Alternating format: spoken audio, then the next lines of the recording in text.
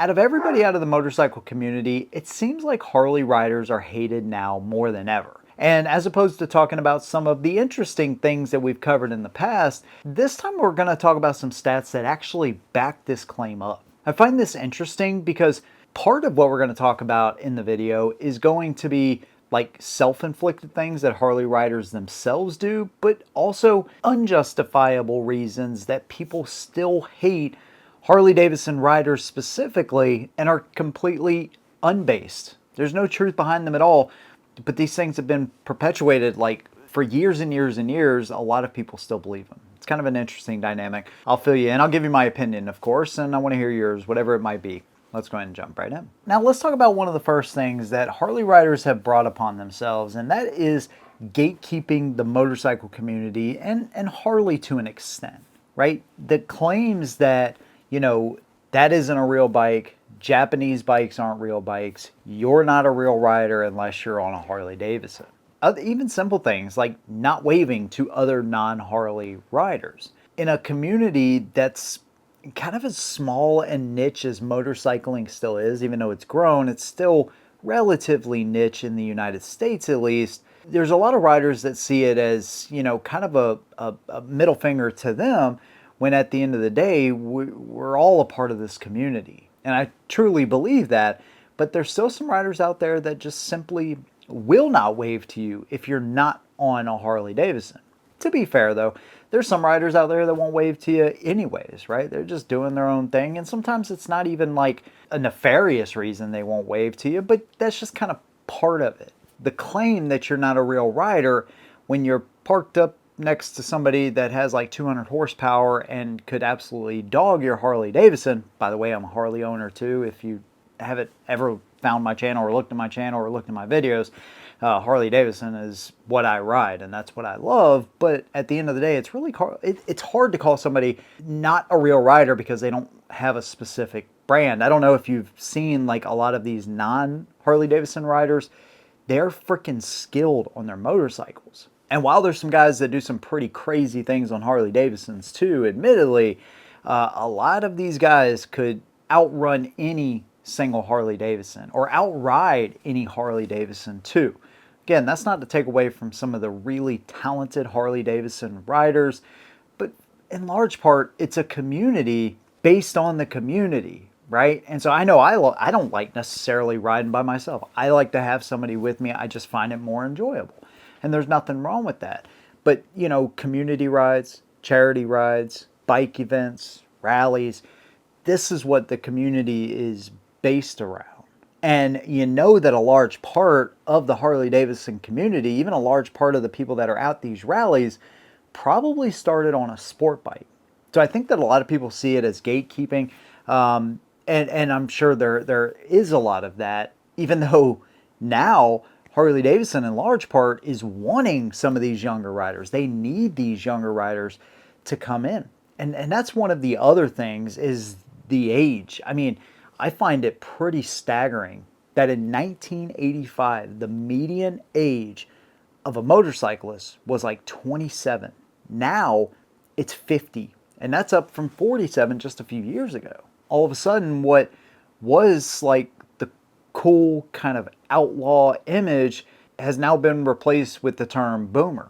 I mean, the first time my kids called me boomer, I was like, do you even know what a boomer is, right? It kind of caught me off guard. And they were like, yeah, you're one. And I said, okay, well, checkmate, I guess. But I never considered myself a boomer until my kids called me that. And by the way, they probably called me that like 6 years ago they started doing that. So anyways, I'm not like upset about it, but I thought baby boomers, that's the boomers. I'm not a boomer. Anyways, it's clear that Harley Davidson riders specifically are typically much older, and it's easy to make fun of somebody that's, on a $32,000 bike. You need another $5,000 in upgrades, or maybe you're on a $45,000 CVO, and Harley riders will defend them tooth and nail when you have another rider that's on a bike that's like twice as powerful and like a third of the cost. And now it's worse than ever. I feel like these two things, like the aging demographic and the gatekeeping, is now worse than ever, because in order to buy a Harley Davidson now, it's clear you need a really good job or that needs to be your only source of transportation. They don't have enough bikes to fill the gap for newer riders. That's not what this video is about, but it just makes the separation between the communities even wider than what it once was. I think this is kind of the sentiment from non-Harley riders. You know, it's like, oh, okay, well, you have a really expensive motorcycle, you ride like, once a month, and you're calling me a non-rider just because I don't have the funds in order to get in there. It's kind of interesting, maybe overthinking it a little bit, but I know that has been the cause of some separation, and I really, probably not even overthinking it, because all you have to do is look at any Harley versus any other motorcycle video out there, and you will see the divide in the comment section of almost all of these videos. Now here's one the motor company has to fix. I think they've recognized that, at least their new CEO has. But just to put this in perspective, they've sold freedom for so long that now it looks like the cost of that freedom sometimes means moving your production overseas to Thailand. There's like this corporate structure and like almost trying to sell what used to be seen as an everyman's blue collar type of motorcycle brand is now just for like elites. And that does not fit the Harley Davidson image. And it certainly doesn't fit the image that a lot of bikers necessarily want to have. And it certainly doesn't fit the budget of what a lot of bikers currently have.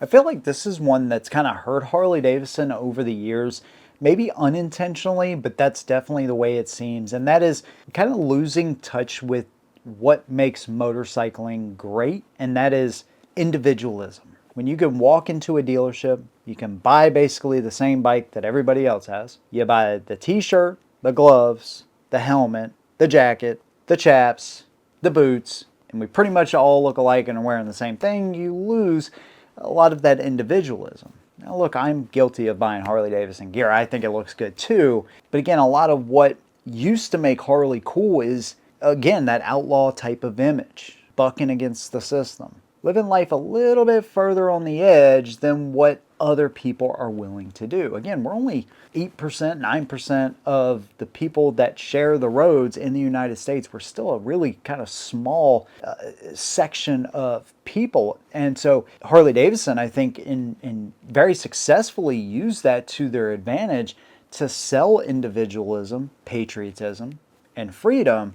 But now all of that stuff comes at a cost of $30,000+ plus the other stuff that we talked about. And again, you just kind of look like the other 1,000+ riders that came into a dealership that day and bought basically the same kind of stuff.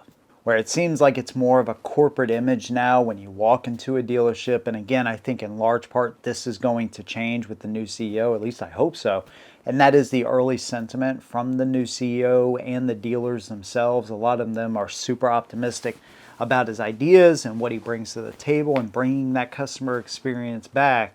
But it just seems like there's this huge price tag that once was super obtainable by regular hardworking people and having this awesome experience. But now it seems like a lot of that has been lost to greed. And again, hopefully this ship will get righted, at least as part of it. Here's the final one I want to talk about, and I think it's important, and that is loving tradition so much, which is fine, but you love it all the way up until the point where it actually inconveniences you.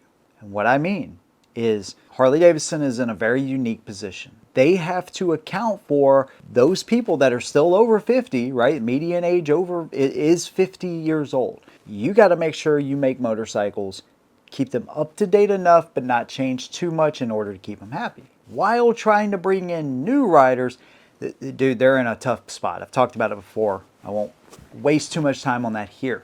But the point is, they say you got to keep the bikes air cooled, air and oil. You go liquid cooled, I ain't buying it. But then they demand better heat management. All of the safety features that came on the bikes. I made a video talking about Indian and what they were doing and how Harley caught up and all that kind of stuff. And I said, dude, this stuff is fantastic in keeping more riders upright. Well, it becomes an argument kind of sometimes anyways in the comment section about, oh, you just can't ride. You don't need ABS, you just need to learn how to ride better. And well, there's truth to that. You should know how to ride your motorcycle. You should practice all of that good stuff. Slow speed, yes, very important. But To an inexperienced rider that wants to get into this, they have a slip up in a corner, which we've all done or whatever, and the bike and its technology is able to keep them upright. I don't understand why that's a bad thing. They mock electronics, but then they're like, man, why do I have to hook up all these wires for CarPlay? That's not the case anymore, just talking about previous years. Very recent previous years, by the way. Then they mock Indian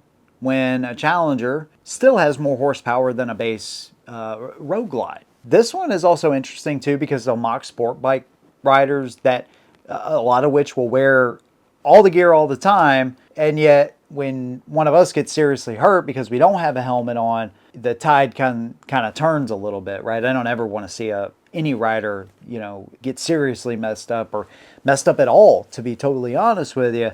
But it's really hard to mock those guys when they're taking precautionary steps into protecting themselves if they go down.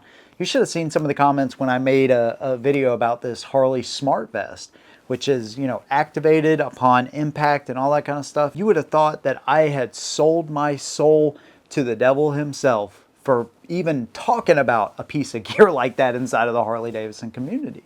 There is inherent risk when you swing a leg over a motorcycle. We know the statistics. They can be daunting. We also know there's a lot of things that riders contribute themselves to part of the issues when it comes to fatalities on motorcycles.